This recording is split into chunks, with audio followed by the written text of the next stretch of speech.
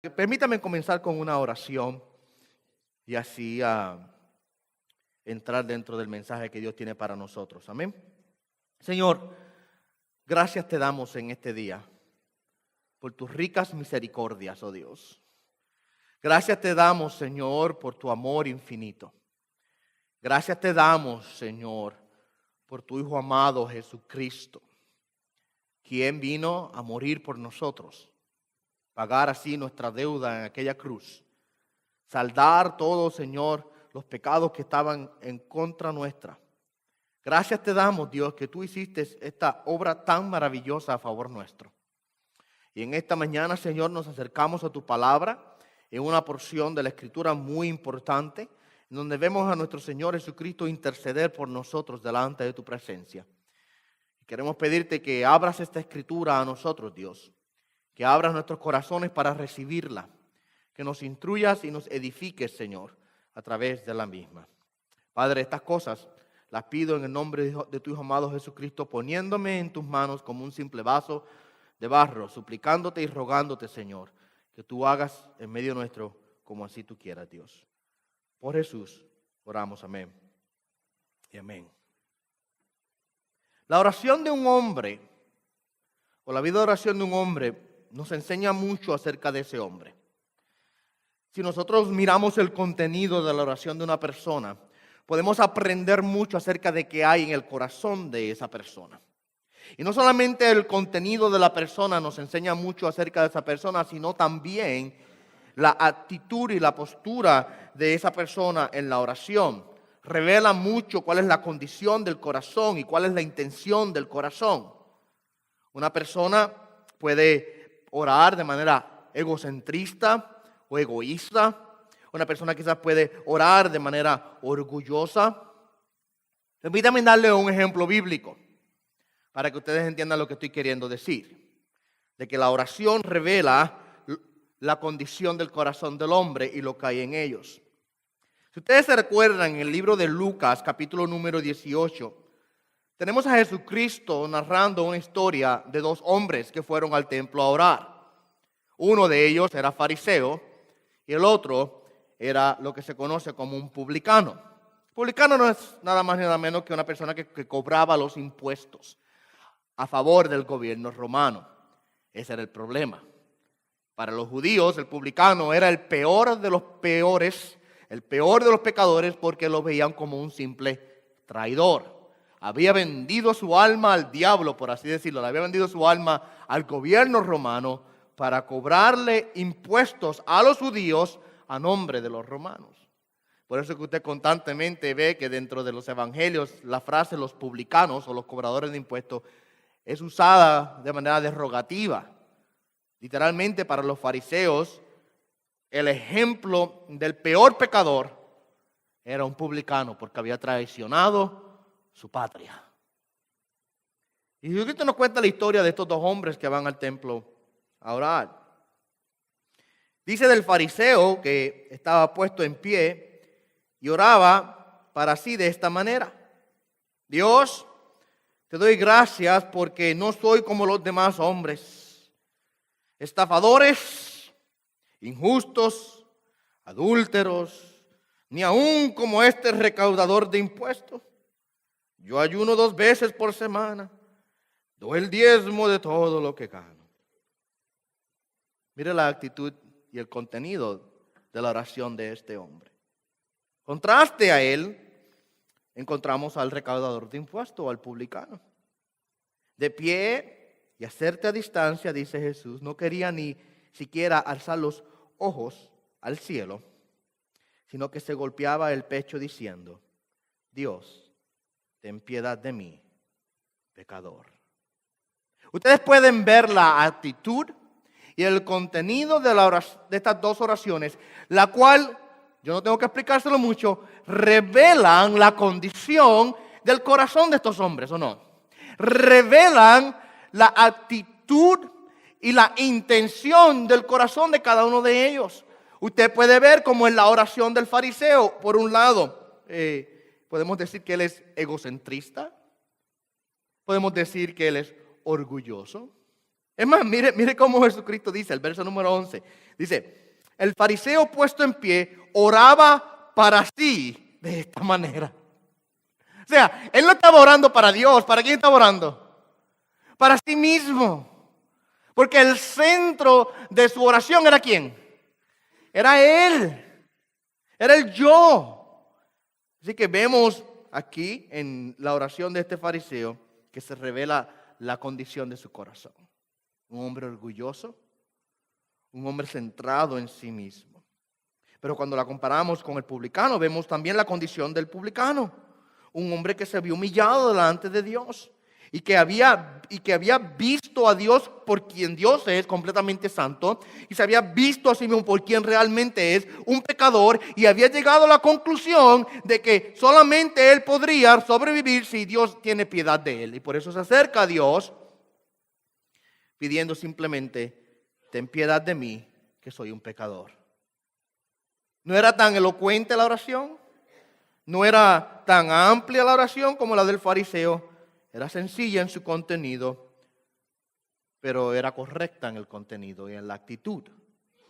Ni siquiera levantaba los ojos al cielo, sino que se golpeaba el pecho y pedía perdón y misericordia delante de Dios.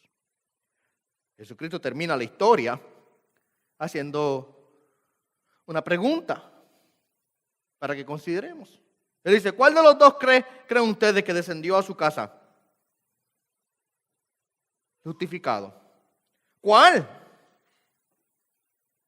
Jesucristo dice el verso 14, os digo que este descendió a su casa justificado, pero aquel no. Es lo que él quiere decir. El que se ensalta es humillado, el que se humilla es ensaltado. El punto es que la oración de uno fue eficaz, la oración del otro fue ineficaz. ¿Saben qué? Lo mismo es con Jesucristo. La oración de Jesús revela lo que hay en el corazón de Jesús. Cuando vemos a Jesús orando, nos está revelando Jesús a través de ese acto de él orar lo que hay en su corazón. Está revelando la actitud y lo que a él le interesa, por lo cual él está concentrado o preocupado. Nos enseña la oración de Jesucristo lo que él tiene en su corazón. Y aquí en el capítulo 17 nosotros vemos a Jesús orando. Y por así decirlo, Jesucristo abre su corazón y nos deja que nosotros podamos ver dentro de su corazón lo que es importante para él.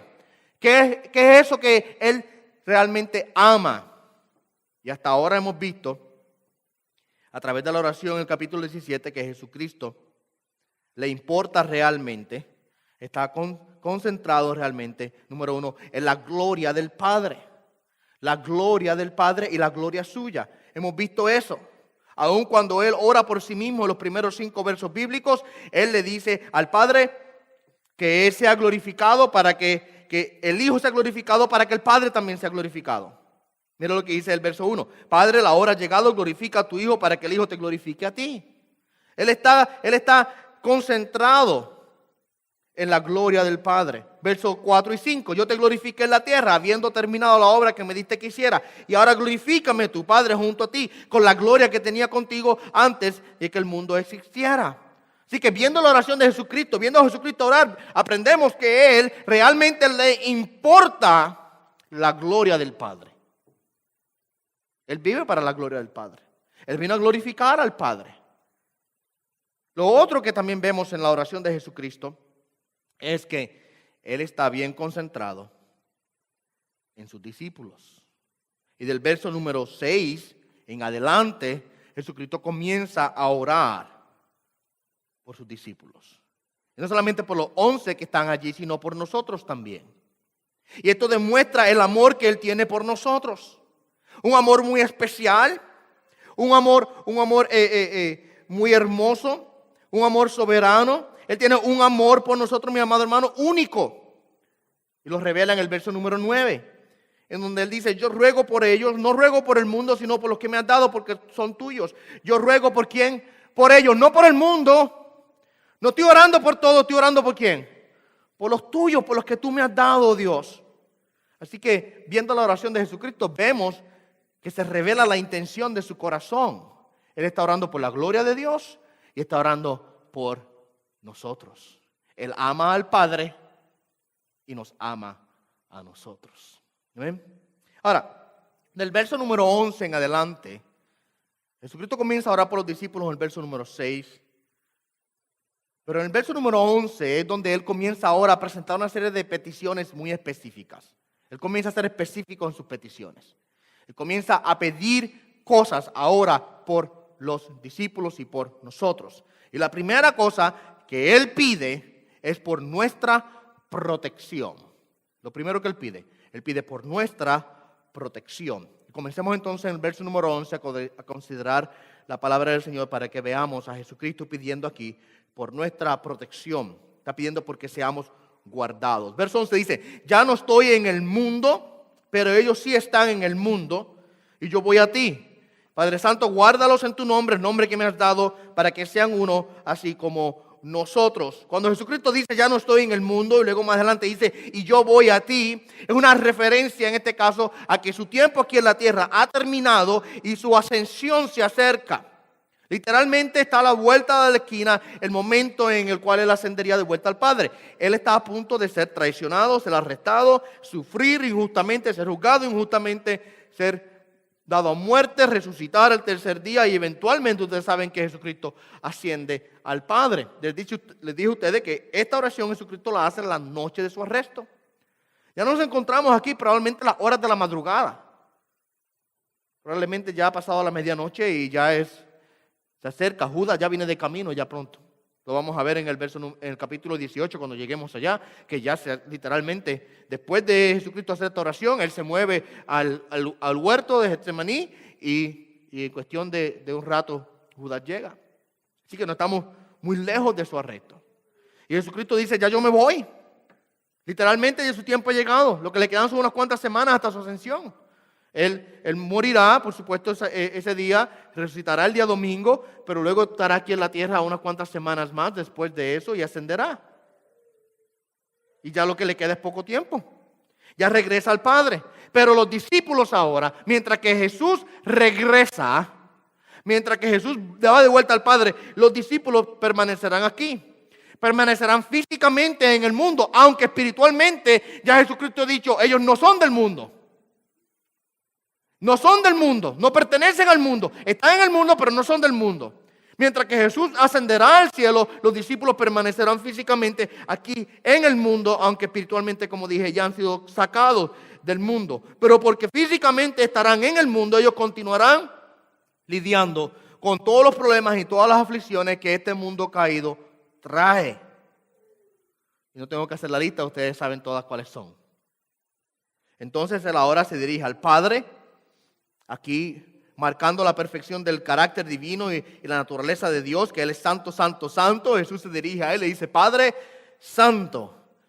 La santidad de Dios es algo que la Escritura es tan clara que cada vez que menciona su santidad en la Escritura, muchas veces se menciona 3 veces. Él es santo, santo, santo.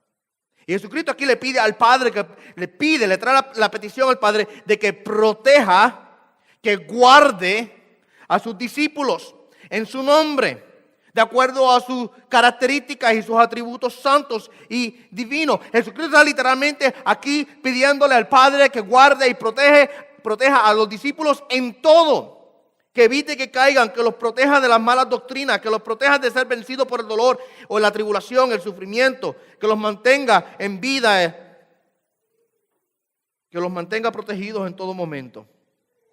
Él está pidiéndole al Padre, debido a que Él ya se va, de que el Padre ahora los guarde.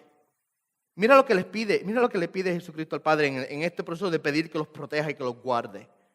Que sean uno así como nosotros, que sean uno que así como nosotros. La pregunta que tenemos que hacernos es por qué tipo de unidad es la que Jesucristo está pidiendo aquí.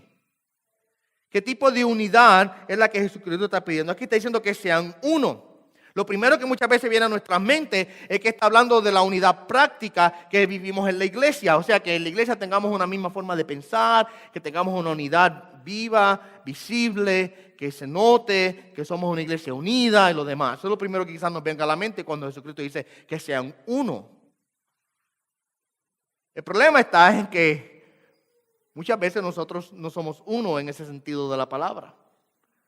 Muchas veces somos dados a quizás a tener divisiones entre los hermanos. Y tengo que preguntarme entonces, ¿será que la petición que Jesucristo le está presentando aquí al Padre no se ha cumplido? Cuando Jesucristo dice que sean uno y cuando vemos a veces las divisiones que pueden surgir en la iglesia, no se da. Yo creo que lo que Jesucristo está pidiendo aquí no es necesariamente la unidad física o la unidad visible de la iglesia en la cual tengamos una misma forma de ser, aunque eso sí en la Escritura una y otra vez nosotros vemos que se nos llama que estemos unidos, una misma forma de pensar, etcétera, etcétera. La Escritura claramente habla de eso. Pero lo que Jesucristo está hablando aquí va más allá de simplemente la petición de una unidad visible. Él está hablando aquí de la unidad invisible de la iglesia. ¿Qué quiere decir eso? Es la unidad que cada creyente posee en el hecho de que somos nosotros, mis amados hermanos, todos regenerados en Cristo. Hemos sido salvos por una misma sangre, hemos sido salvos por un mismo Salvador. El énfasis aquí no es en la unidad visible de la iglesia, la cual es constantemente fluctuante. ¿Ustedes saben eso? Está hablando de la unidad invisible de la iglesia. Esa unidad esencial de los creyentes que tenemos en Cristo en el hecho de que compartimos una misma vida eterna. La realidad de que todos somos uno en Cristo. Aunque prácticamente quizás muchas veces no tenemos esa unidad de manera práctica. De manera espiritual, sí la tenemos. ¿De qué manera? Bueno, porque el mismo Salvador que te salvó a ti, me salvó a mí. La misma sangre que perdona tus pecados, perdona los míos. Estamos hablando de esta unidad, mi amado hermano, de naturaleza y de esencia. Mira cómo Jesucristo dice, que sean uno, así como nosotros somos uno. Así como nosotros. O sea, que de la misma manera en que el Padre y el Hijo comparten una misma naturaleza, que nosotros todos compartamos también esa misma naturaleza espiritual. Todos hemos nacido de un mismo espíritu. Todos hemos sido salvados por un mismo Salvador. Todos tenemos una misma fe. Todos tenemos una misma sangre que nos limpia. Delante de la cruz de Cristo somos todos iguales. Así que Jesucristo está pidiendo aquí por esa unidad que nos distingue a nosotros como creyentes. Y esa unidad ustedes la han experimentado en sus vidas de manera constante. Quizás usted ha estado de viaje y ha conocido a otros hermanos en Cristo en la fe. Inmediatamente usted se identifica con ellos porque usted sabe que sirven a un mismo Señor. Servimos a un mismo Señor. Así que Jesucristo le pide al Padre por la protección para que nos guarde y que lleguemos a compartir la misma naturaleza y que estemos todos juntos o unidos. Que tengamos esa misma naturaleza en todos nosotros. Luego en el verso número 12 Jesucristo dice, mientras yo estaba con ellos, yo los guardaba en tu nombre, el nombre que tú me has dado.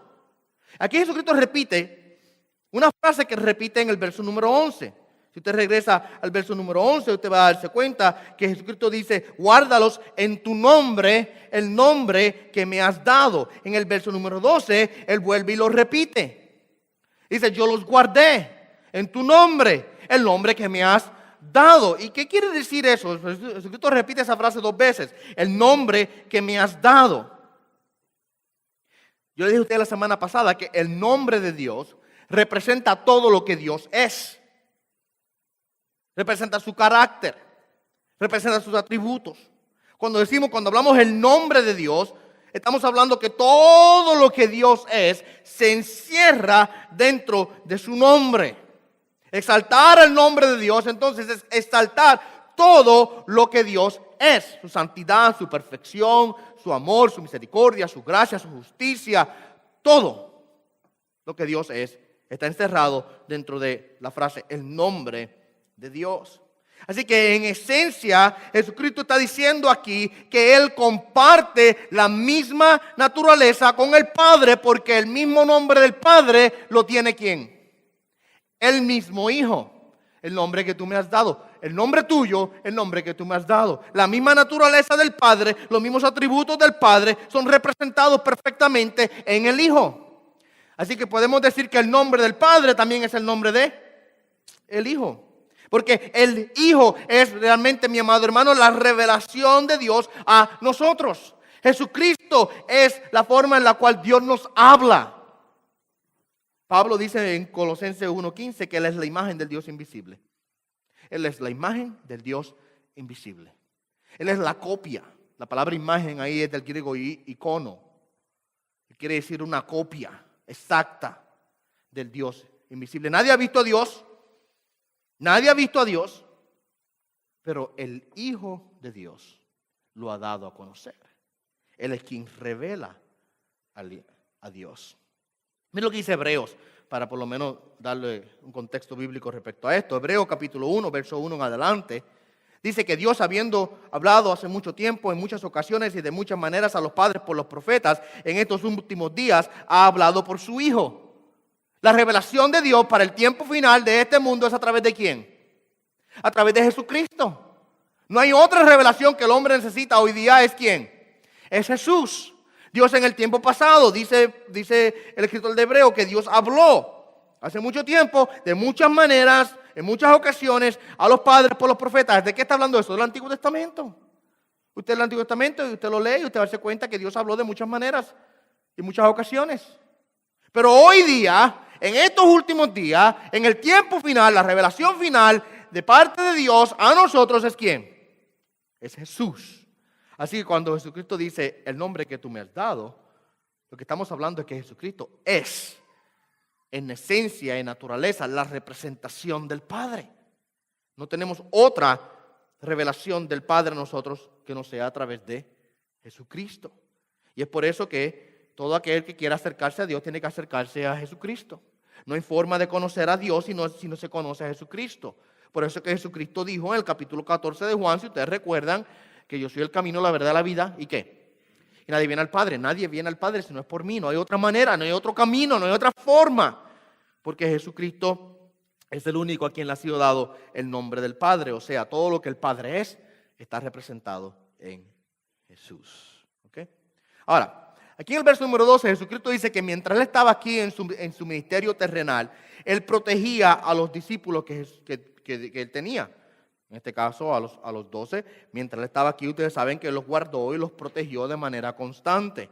Lo vamos a ver esto, dicho de paso, esto más adelante cuando lleguemos al momento en que Jesucristo es arrestado.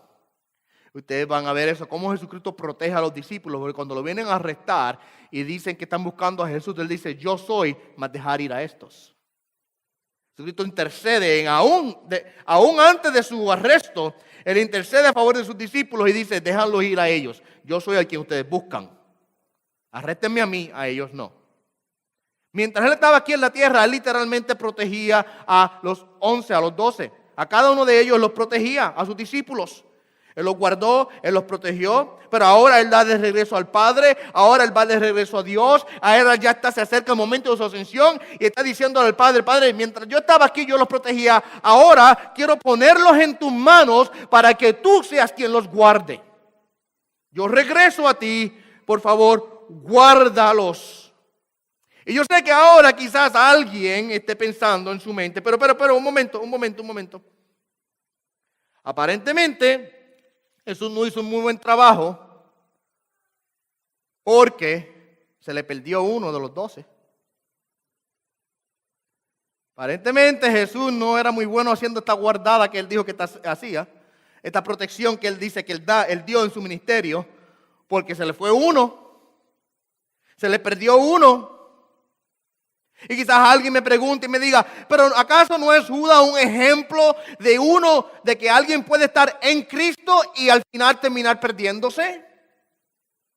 ¿Acaso no es Judas un ejemplo de que a pesar del mejor esfuerzo de Jesús de guardarlo, al final realmente depende de nosotros si realmente nos salvamos o no? Alguien quizás haga esa pregunta. Quizás alguien trate de plantar la duda pensando en esto. Aparentemente Jesús no hizo un muy buen trabajo porque tenemos a Judas ahí. Y si Jesús no hubiese dicho lo que estamos a punto de considerar ahora, quizás esas preguntas tendrían validez. Quizás esas preguntas habría que darle espacio para considerarlas. Pero Jesucristo, viendo de antemano que alguien quizás levantaría la duda o levantaría la pregunta, Él la contesta antes de que sea hecha. Y por eso en el verso número 12, él dice, yo los he guardado y ni uno se ha perdido, ni uno se ha perdido, excepto ¿quién?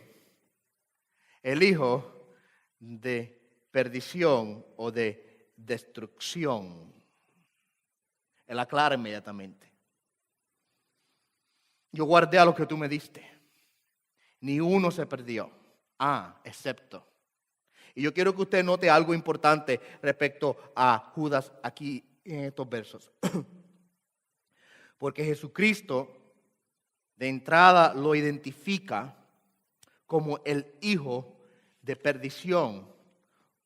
O literalmente deberíamos decir el hijo de destrucción. Es la forma más directa de traducir la palabra del griego al español. El hijo de destrucción. ¿Qué quiere decir? Usted sabe que Jesucristo dice, en una ocasión Jesucristo habla del camino ancho y de la puerta ancha y del camino angosto y la puerta angosta. Y Jesucristo dice que la ancha y la angosta, la ancha y la puerta ancha, el camino ancho, ¿qué lleva a qué? ¿Lleva a qué? A la destrucción. Otra forma de decir la perdición eterna. Lleva a ser destruido. De antemano Jesucristo identifica que Judas ya era el hijo de ¿qué? De destrucción. Ya él estaba en el camino de la destrucción, en el camino de la perdición. Así que el hecho de que Judas se pierde no fue porque Jesucristo no lo pudo guardar o proteger. Jesucristo sabía desde un inicio quién era Judas.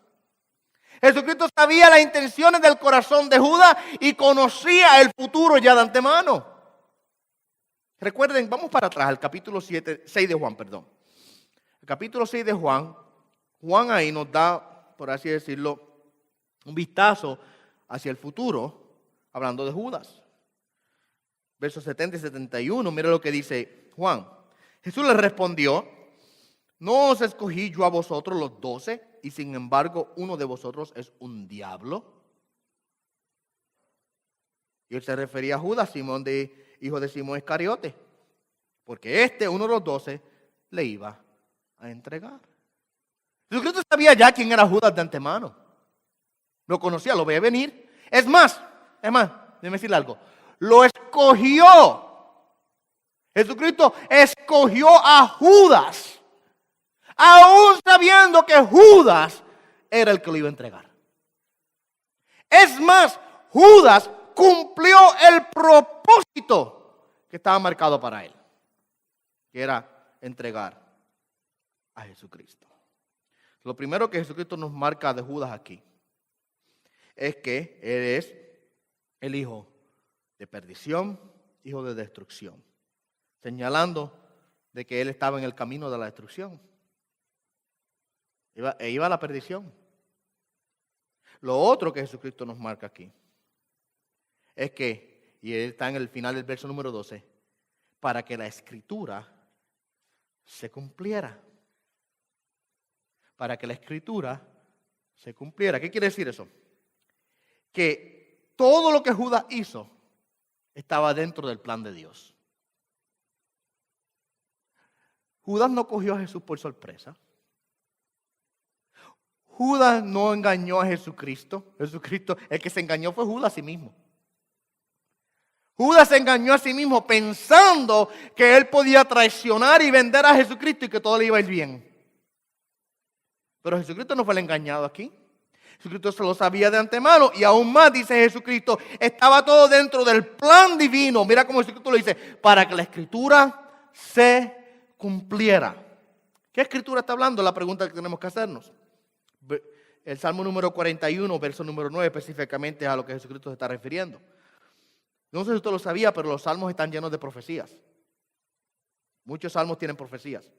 Y específicamente tienen profecías acerca de Jesucristo. Hay muchas profecías mesiánicas en los salmos.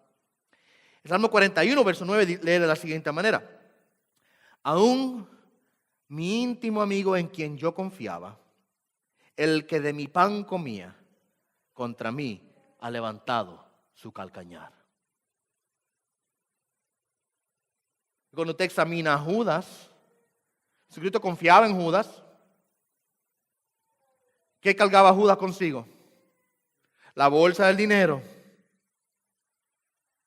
Jesucristo le había confiado a Judas el sustento del grupo. Toma, Judas, carga la bolsa del dinero. No solamente eso, sino que estaba sentado cerca del maestro aún en la cena final del Señor Jesús. Jesucristo le da del pan, come. Ese mismo ha levantado su calcañar en contra mía. La escritura se cumple en Judas. Estaba dentro del plan divino. Dios no fue engañado cuando Judas decide traicionar al Señor. No fue que cogieron a Dios por sorpresa y de repente apareció Judas en la escena y traicionó al Señor. Y Dios dice, ay, ¿qué voy a hacer ahora? Judas vino y me traicionó y vendió a mi hijo. ¿Qué vamos a hacer? No. Todo estaba dentro del plan y ya Cristo lo sabía.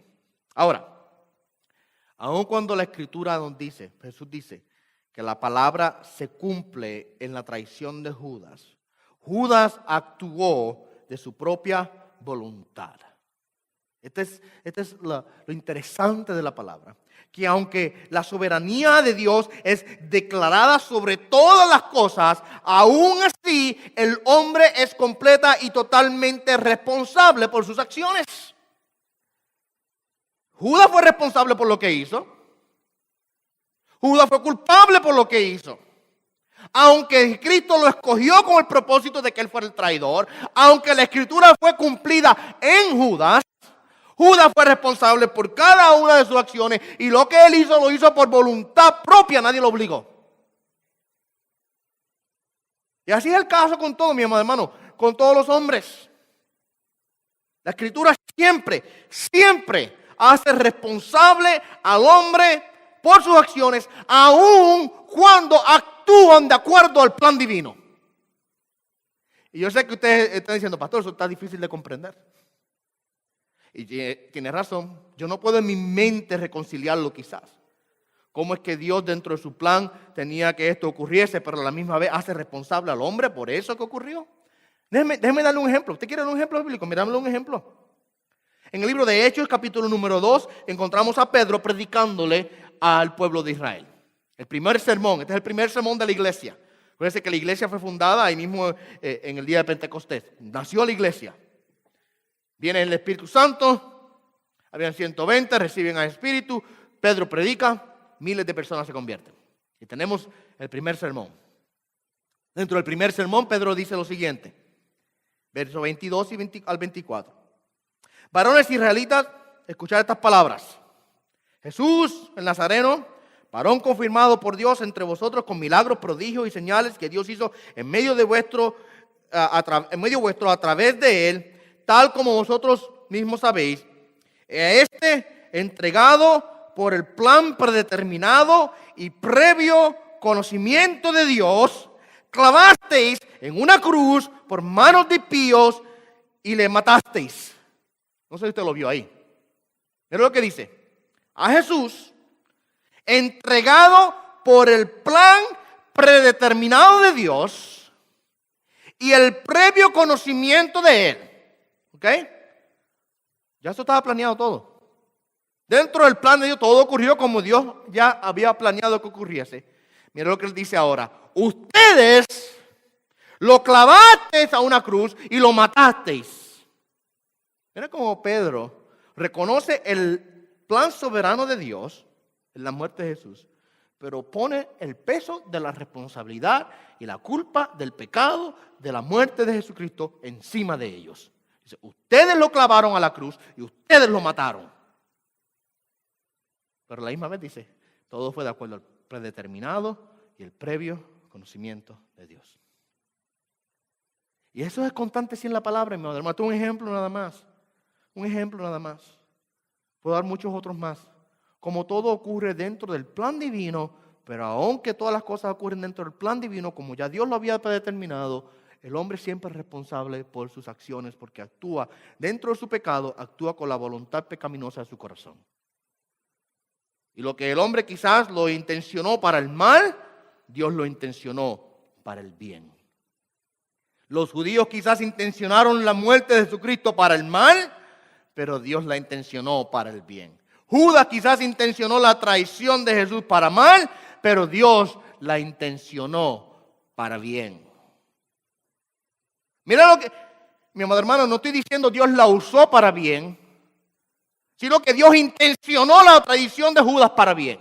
Estaba dentro del plan divino. No fue que, ay, Judas hizo algo, ahora voy a ver cómo yo uso eso para bien. No.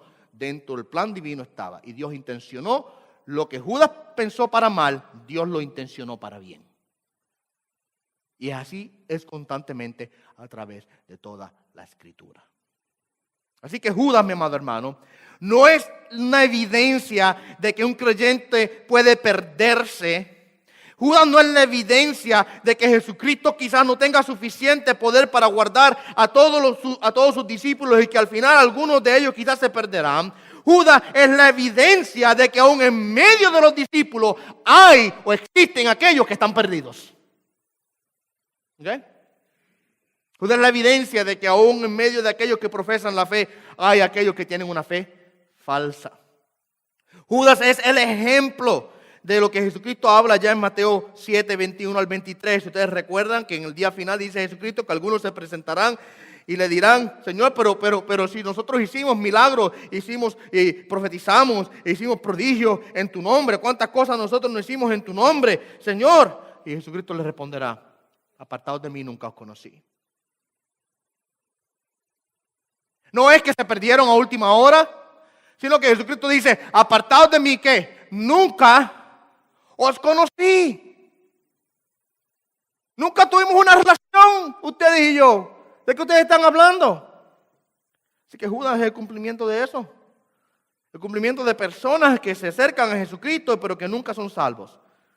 Judas no es el ejemplo o la prueba de que una persona puede estar en Cristo y eventualmente perderse. De ninguna manera. Jesucristo guarda a sus ovejas. Jesucristo guardó a sus... Y aquí vemos, en los 12 vemos el ejemplo claro. Jesucristo dice, mientras yo estaba con ellos, yo los guardé a cada uno de ellos y ni uno de ellos se perdió, excepto ¿quién? El hijo de perdición, el hijo de destrucción, para que se cumpliese la Escritura. ¿Okay? Así que Jesucristo guarda a los suyos hasta el final, guarda a los suyos perfectamente, guarda a los suyos, mi amado hermano, para que ninguno de ellos se pierda. No solamente Jesucristo los guarda, sino que vemos aquí que Él está pidiendo al Padre, guárdalos, Padre, guárdalos en tu nombre, el nombre que tú me has dado, guárdalos y protégelos. Ahora, meditemos por un segundo ahora en el efecto que esta petición de protección que Jesucristo le presenta al Padre tiene en nosotros. ¿Cuál es el efecto? Simplemente, bien simple, el efecto en nuestras vidas es puro gozo. Puro gozo.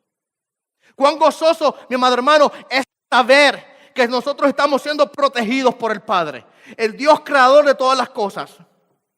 Cuán gozoso es saber que Jesucristo intercede a favor nuestro. Cuán gozoso, mi amado hermano, es saber que podemos estar libres de duda, libres de temores, porque el Señor Jesús nos está guardando y protegiendo. Cuán gozoso es saber, mi amado hermano, y es tener esta confianza, mi amado hermano, de que estamos a salvo en las manos del Padre. Mira las palabras de Jesucristo en el verso 13. Pero ahora voy a ti y hablo esto en el mundo para que tengan mi gozo completo en sí mismo. Y hablo esto en el mundo para que tengan mi gozo completo en sí mismos. Jesucristo nos está diciendo aquí por qué es que Él está diciendo estas cosas delante de sus discípulos. ¿Para qué Jesucristo está haciendo pública esta petición? Jesucristo puede haber orado esto de manera privada y nunca nosotros haber escuchado estas palabras. Jesucristo pudo haberse ido al monte, como lo hizo en muchas ocasiones, que ustedes saben que constantemente Jesucristo dice que se iba a las horas de la noche, temprano en la madrugada, a orar al Padre, y sabe que nosotros no sabemos qué contenido tenían esas oraciones, porque no se nos dicen. No están en la Escritura. Todas esas veces que Jesucristo se fue a orar, pocas. Cuando comenzamos aquí, si ustedes recuerdan, cuando comenzamos aquí en Juan 17, yo les dije a ustedes que las veces en las cuales la palabra nos describe el contenido de las oraciones de Jesucristo, las examinamos, son bien cortas. Cuando Jesucristo ora públicamente, bien cortas, bien sencillas, oraciones bien cortas, una oración, un párrafo quizás, no más. Juan 17 es la oración más larga de Jesús en toda la Biblia. en todo el Nuevo Testamento. Es la más extensa. Jesucristo pudo haber hecho esta oración de manera privada. Él pudo haberse ocultado como siempre lo hacía, haber sido solo a la hora de la madrugada, a orar al Padre y presentar esta oración tal y como está aquí escrita al Padre, y hubiese sido igual de efectiva. Igual de efectiva hubiese sido su oración. No es el hecho de que la oración fue hecha pública o en privado lo que la hace efectiva. Es que Jesucristo es el que le está orando y el Padre es el que le está escuchando. ¿Ok? Es lo que hace su oración efectiva. ¿Por qué hacerla pública? ¿Para qué dejarnos estas palabras a nosotros, mis amados hermanos? ¿Para qué nosotros escuchar estas palabras de Jesucristo intercediendo por nosotros, intercediendo y pidiendo al Padre por nuestra protección? Para que nosotros estemos gozosos sabiendo, mi amado hermano, que Él ya ha intercedido por nuestra protección. Para que nos regocijemos en la verdad, mi amado hermano, que tenemos un Padre que nos guarda, que nos protege, que podemos confiar en Él, que podemos lanzarnos en sus brazos y que nada nos va a ocurrir. Yo recuerdo cuando mi hijo mayor mío, tenía quizás como 2 añitos,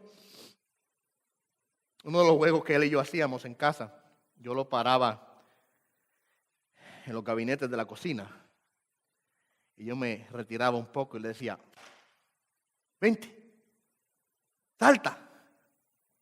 Y él cogía el impulso y se lanzaba con una sonrisa en su boca, en su cara, gozoso, porque él sabía que él podía lanzarse, pero que ahí estaban las manos de papá que lo iban a coger. Y yo lo cachaba. Y volvía de nuevo, ok, vamos para atrás. Y lo volvía y lo ponía, y a veces, una que otra ocasión, tuve que decirle, con calma, porque se me lanzaba antes de que yo estuviera listo para recibirlo, ustedes saben. Tuve que ir un poco más rápido para poderlo coger. Y él se sentía seguro en las manos de su padre. Y se regocijaba en eso. Y estaba contento. ¿Cuánto más nosotros, mis amados hermanos, podemos tener un gozo perfecto, sabiendo que el Padre nos está protegiendo? Entendiendo que no importando las circunstancias en las cuales nos encontremos y que estemos confrontando, sabemos que Él está. Él está presente, sabemos que Él nunca falla, sabemos que sus manos constantemente están extendiéndose hacia nosotros y que estamos seguros en ellas. Por esta razón podemos ahora tener gozo. Esta es la seguridad que tenemos en Dios, la seguridad que ahora causa gozo y alegría y que viene y se convierte en el motivo de nuestra alabanza y adoración a Él. ¿O no? ¿Verdad que sí? El yo comprender el amor con el cual Dios me ha amado. El yo entender la forma en que Él me protege y me guarda, mi amado hermano, al final del día es simple y sencillamente una razón. Es la causa del gozo de nuestra alabanza. Es yo exaltarlo a Él, cantarle a Él por lo bueno que Él es. Hay un himno que a mí me gusta mucho. Se titula Solo en Jesús. Lo interpreta Keith y Kristen Getty, es una pareja. Y fue escrito en inglés originalmente, pero tenemos una traducción al español del himno. La primera estrofa y la última estrofa del himno dicen de la siguiente manera. Yo creo que el comprender y entender la seguridad que tenemos en Cristo, la protección que tenemos en el Padre, por la cual Jesucristo está hablando aquí, causa un gozo que me puede llevar a mí a cantar de esta manera. Dice el himno, solo en Jesús está mi fe, mi esperanza y mi canción. Piedra angular, firme sostén, inconmovible en la aflicción. Cuán grande amor, inmensa paz, en el temor o adversidad, consolador, amigo fiel, yo en su amor me sostendré. Esa es la primera estrofa. La última dice, desde el nacer hasta el morir, sea el poder de Cristo en mí. No temeré, seguro estoy, mi vida yo a Él le doy. Ningún poder, ningún afán de Él me arrebatará, hasta que Él venga otra vez, en su poder me sostendré. El yo entender la protección del Padre causa en nuestros corazones un gozo que me puede llevar a cantar un himno como ese. Amén. Amén. Ahora, en los versos 14 al 16, para ya ir cerrando en esta mañana, Jesucristo comienza a hablar acerca de un contraste. Él hace un contraste ahora entre, entre nosotros y el mundo. Y este contraste que Jesucristo hace entre nosotros y el mundo contesta la siguiente pregunta: ¿por qué necesitamos protección? ¿Por qué necesitamos protección? Jesucristo ha pedido por nuestra protección. Jesucristo le ha dicho al Padre: guárdalos, protégelos, cuídalos. Ahora, ¿por qué la necesitamos? ¿Por qué pedir por ella? Yo creo que los versos 14 a 16 nos enseñan respecto a esto. ¿Okay? Permítanme leerlos y luego regresaré atrás para considerar algunas notas específicas de estos versos. Dice así: yo les he dado tu palabra y el mundo los ha odiado porque no son del mundo, como yo tampoco soy del mundo. No te ruego que los saques del mundo, sino que los guardes del maligno. Ellos no son del mundo, como tampoco yo soy del mundo.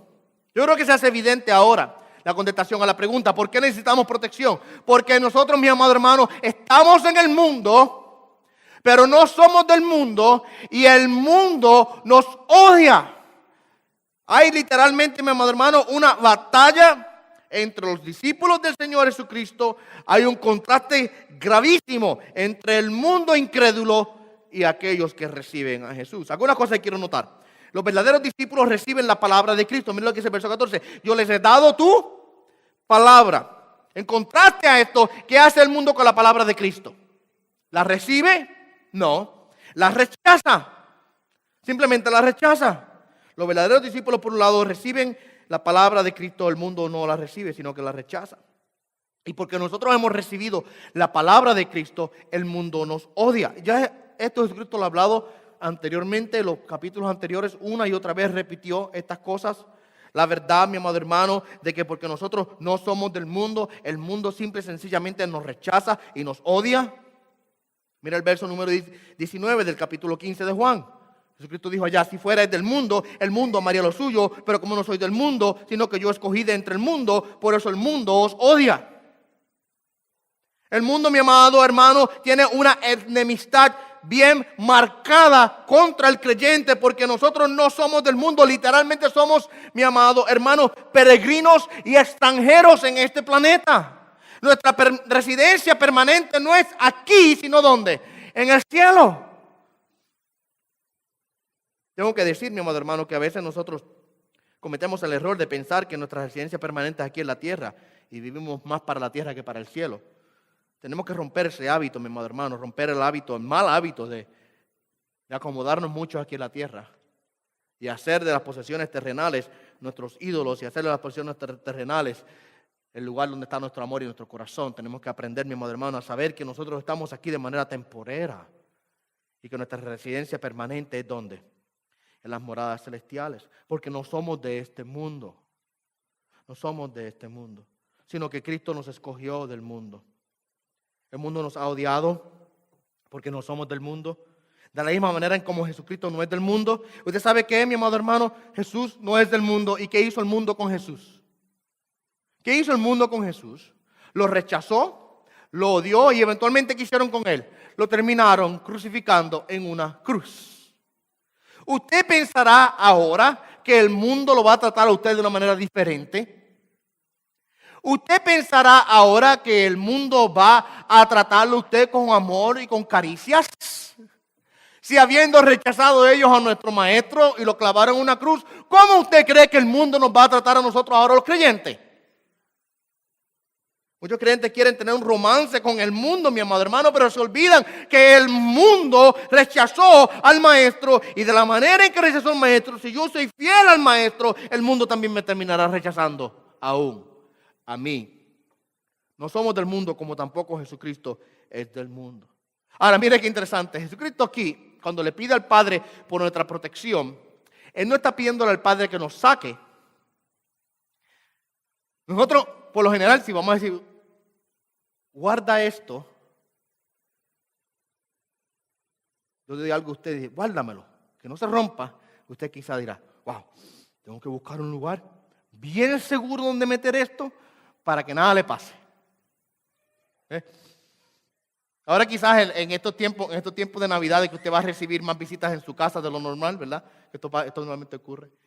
Si usted tiene niños en su familia extendida que son de los que les gusta brincar paredes, ¿verdad? Quizás usted se vea tentado de decir, esa figura que está ahí, hoy vienen mis sobrinos, vienen mis nietos, no sé, vienen para acá. Déjame quitarla de ahí y llevarla y guardarla bien escondida donde nadie la vea. O ponerla bien arriba, encima de la nevera, que ahí no la puedan tocar, ¿verdad? Porque si la dejo abajo, las manitas van a venir por ahí. Y si usted tiene de esos sobrinos que son como yo cuando yo era pequeño, en casa de mi abuela le encantaba tener esas figuras de cerámica en la sala. Tenía una colección completa. Y de alguna manera a Josué le encantaba solamente ir a hacerle así y tirarlas al piso porque le gustaba verlas caer al piso y hacerse de pedazos. Mi abuela tuvo que guardarlas y mi papá le compró una colección nueva, la tuvo que ella esconder hasta que, hubo un tiempo que estuve viviendo en casa de mi abuela y tuvo que esconderla hasta que nos mudamos para que entonces no tuvieran ese problema. ¿Por qué digo todas estas cosas? Nosotros cuando hablamos de guardar y proteger algo, por lo general nosotros pensamos en removerlo de en medio del peligro. Guarda esto, pues vamos a quitarlo de ahí, para que no se rompa, para que no le pase nada. Removemos las cosas de en medio del peligro y para nosotros el guardar es eso. Jesucristo le dice aquí al Padre, verso número 15, no te ruego que los saques del mundo. Cuando Jesucristo está pidiendo por la protección de sus discípulos, por nuestra protección, no está diciendo al Padre, ay, mételos en una caja fuerte que nada les pase. Él no está diciendo, enciérralos en un cuarto, en donde nada les puede hacer daño. Él dice, no te estoy pidiendo que los saques del mundo, sino que ¿qué? Que los guardes del maligno. Él no está pidiendo que seamos removidos del mundo, sino, mi amado hermano, que en medio del mundo, en medio de la aflicción, en medio de la lucha, en medio de la batalla, en medio de los peligros, ahí Dios nos guarde del maligno. Y entendemos que el maligno aquí hablando de Satanás, que es el príncipe de este mundo y es el que gobierna el mundo de pecado. Se mueve en el mundo de pecado. Así que Jesucristo está pidiéndole al Padre que en medio del peligro, en medio de la hostilidad, Él nos guarde y nos dé la victoria. Y que ahí en medio del fuego nosotros seamos guardados por el poder de Dios. Es lo que Jesucristo le pide al Padre. Así que necesitamos protección. Porque como Jesucristo dice en el verso número 16, no somos del mundo como Él tampoco es del mundo. Por eso Él pide por nuestra protección. Ahora, después de orar por nuestra protección, Jesucristo ora por nuestra santificación. Es la próxima petición que Él le presenta al Padre. Ora por nuestra protección primero y ahora viene en el verso 17 y comienza a orar por nuestra santificación. Amén. Pero para ver eso, tiene que venir aquí la semana que viene porque ya el tiempo se nos acabó en esta mañana y tenemos una continuación la semana entrante. Amén. ¿Cuánto le dan gracias al Señor por su palabra en esta mañana?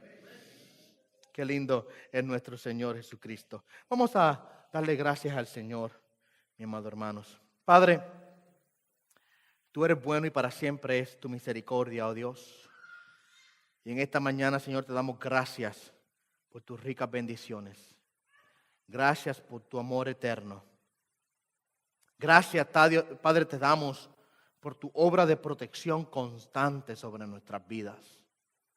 Gracias porque tú nos guardas y nos proteges. Gracias porque sabemos que en ti estamos seguros, oh Dios. Y aunque estamos en el mundo, todavía aún sufriendo las aflicciones y dolor del mundo, estamos contentos, oh Dios, de que tú estás guardándonos y protegiéndonos de manera constante. Y hay un gozo verdadero, hay un gozo profundo y aún genuino en nuestros corazones, porque nosotros experimentamos cada día esta protección verdadera y genuina y hermosa que tú nos concedes, oh Dios. Gracias, Cristo, por interceder a favor nuestro de manera constante. Gracias por guardarnos y protegernos. Gracias, Dios, por toda la obra que tú haces para asegurar nuestra salvación. Padre, por tu Hijo amado Jesús, te pido todas estas cosas, orando en el nombre de Jesús. Amén y amén.